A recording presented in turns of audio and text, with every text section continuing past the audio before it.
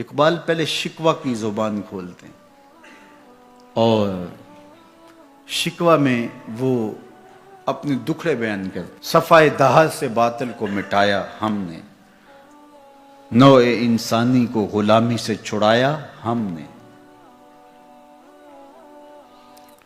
تیرے کعبے کو جبینوں سے بسایا ہم نے، تیرے قرآن کو سینوں سے لگایا ہم نے، پھر بھی ہم سے گلہ ہے کہ وفادار نہیں.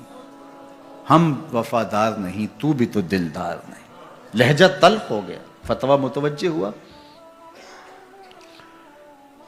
لیکن جب جواب آیا تو سارا نشہ اتر گیا. لفظ وہی ہے، صرف صیغہ بدلتا ہے. پہلے تو کہا صفائے دہر سے باطل کو مٹایا ہم نے. رب سے شکوہ کر رہی ہے مشت خاک.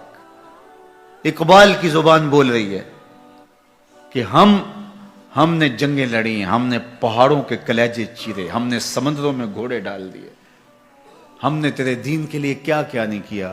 برستے تیروں میں ہم نے نمازیں نہیں ادا کی، ہم نے کربلائیں نہیں سجائیں، ہم نے کیا کچھ نہیں کیا، اور آج ہم ذلیل ہیں. 56-57 اسلامی ملک کو ذلت و رسوائی کا عالم. تو اقبال شکوہ گناہ ہوتا ہے.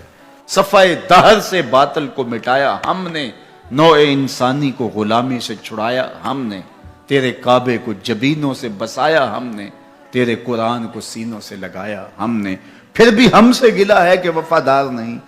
ہم وفادار نہیں، تو بھی تو دلدار نہیں. اب جواب سنیے. جواب اب ادھر سے آتا ہے، لہجہ اقبال کا ہے، وہی لفظ ہے، صرف صیغہ بدلتا ہے. آواز آ رہی ہے. صفائے دہر سے باطل کو مٹایا کس نے، نوع انسانی کو غلامی سے چھڑایا کس نے، میرے کعبے کو جبینوں سے بسایا کس نے، میرے قرآن کو سینوں سے لگایا کس نے.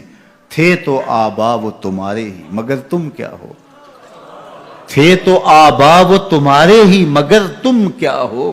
ہاتھ پہ ہاتھ دھرے منتظر فردا ہو، ہر کوئی مست مئے ذوق تن آسانی ہے.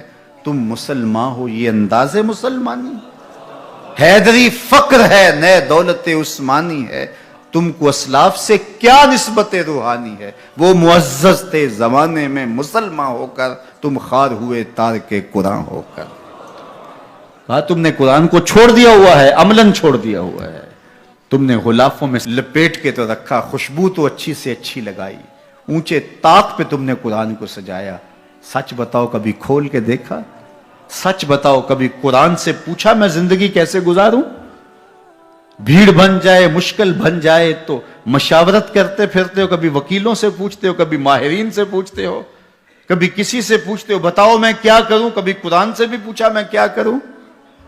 یہ مصیبت کیوں آئی میرے اوپر، قرآن تو بتا میری کوتاہی کیا تھی. پھر قرآن بتائے گا کہ تو نے رب کا دامن چھوڑا تو آج رسوا ہو رہا ہے.